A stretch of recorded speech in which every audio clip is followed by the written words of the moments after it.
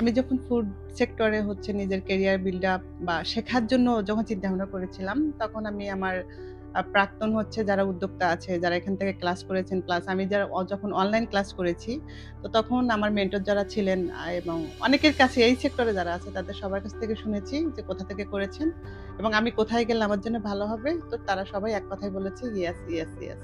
আসসালামু আলাইকুম, আমি তুষার ইয়াস ট্যুরিজম হোটেল ম্যানেজমেন্ট ইনস্টিটিউট। আজকে আমাদের পাশে একজন আপু উপস্থিত আছেন, আমাদের এই পেস্ট্রিয়ান বেকারি ডিপার্টমেন্ট এবং কি বারিস্টার একজন স্টুডেন্ট।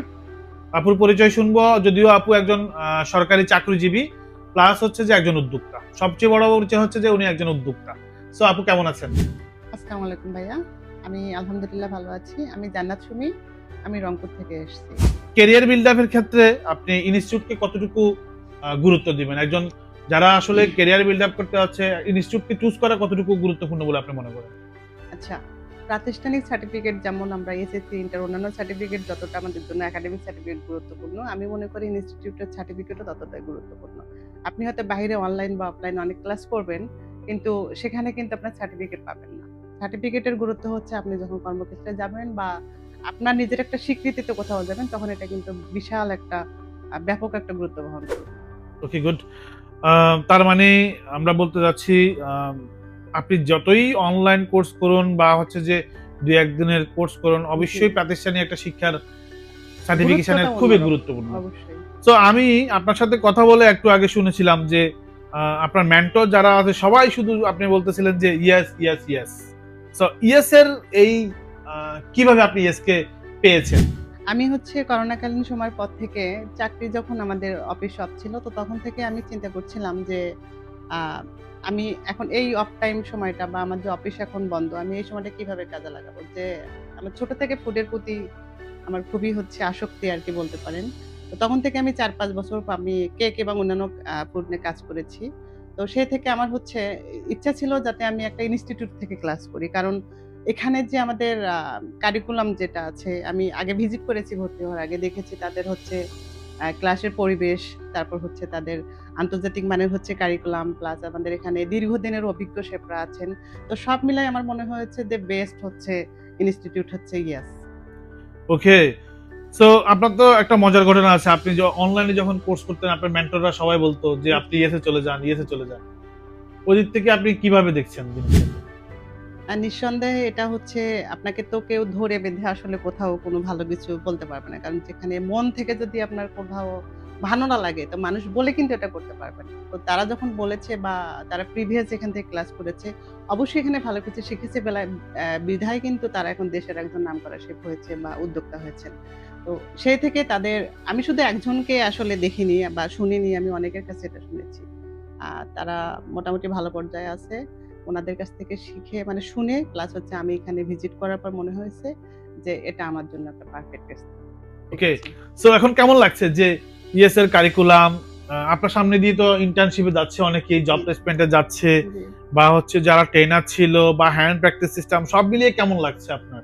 আচ্ছা, ১ম যখন আমি এখানে আসছি আসলে ক্লাসে অনেক ভয় লেগেছে। কারণ আমি শুনেছিলাম শেফরা হচ্ছে স্ট্রিক্ট। আর ফুডান আমরা যে culinary যে সেক্টরটা এটা কিন্তু খুবই হাইজিন মেইনটেইন করা হয়। প্লাস সব বিষয়ে আমি মনে করি এটার উপরে কোনো আরকি কিছু নেই। কিছু নেই। হ্যাঁ, কারণ হচ্ছে আপনার ফুডটাই তো শরীরের মেইন একটা জিনিস। তো এখানে আসার পর যেটা দেখেছি আপনার ক্লাস, হাইজিন, তারপরে আপনার হচ্ছে কারিকুলাম, আমাদের হ্যান্ডস অন প্র্যাকটিস যেটা অন্য কোথাও হয়তো পাবো না। কারণ আমাদের প্রত্যেকের হাতে ধরে কাজটা শেখানো হচ্ছে।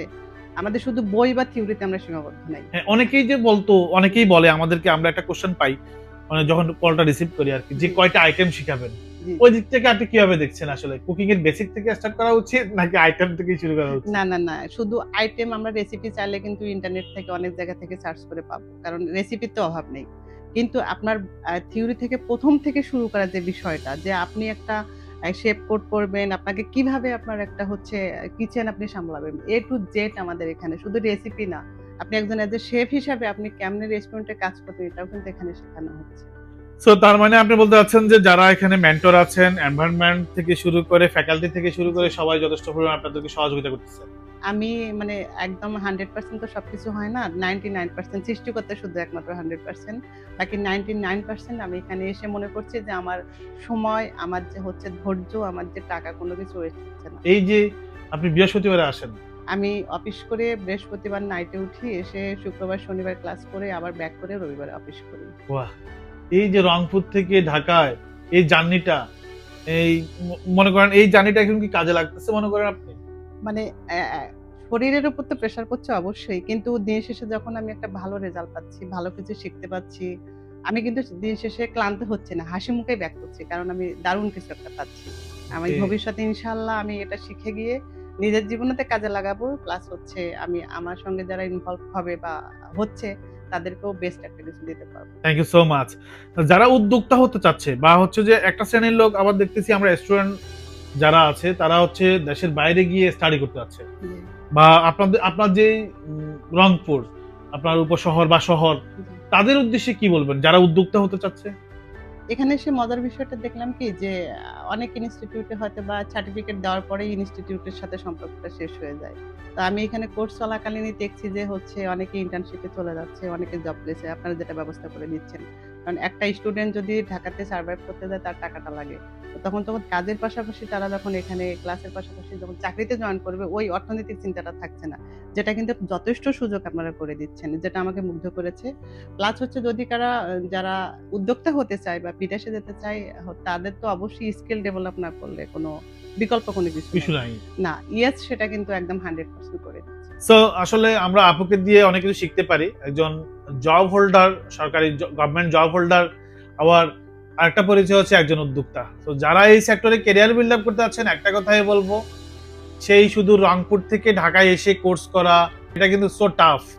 তো যারা উদ্যোক্তা হতে যাচ্ছেন অবশ্যই আপুর এই হিস্ট্রিটা বা ডেডিকেশনটা আপনারা দেখছেন বা আপনারা আপুকে দেখেও কিন্তু আসতে পারেন এই আচ্ছা, সেক্টরে। আরেকটা বিষয় একটু শেয়ার করি সেটা হচ্ছে আমার এখানে এসে এতটাই ভালো লাগছে যে আমি অলরেডি একটা কোর্স চলাকালীন আরেকটাতে বারিস্তাতে ভর্তি হয়েছি। প্লাস ভবিষ্যতে যে আমাদের হচ্ছে শেফ কোর্স অ্যাডভান্স এবং শেফ কোর্স আছে ২ টাতেও আমি ভর্তি হব ভর্তি হবে। ইনশাআল্লাহ। থ্যাংক ইউ সো মাচ আপনাকে।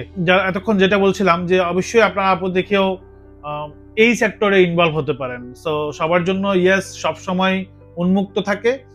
আপনারা যারা ক্যারিয়ার বিল্ড আপ করতে যাচ্ছেন বা উদ্যোক্তা হতে যাচ্ছেন সবসময় ইয়েস আপনাদের পাশেই আছে। এতক্ষণ আমার সাথে থাকার জন্য অসংখ্য ধন্যবাদ। আসসালামু আলাইকুম।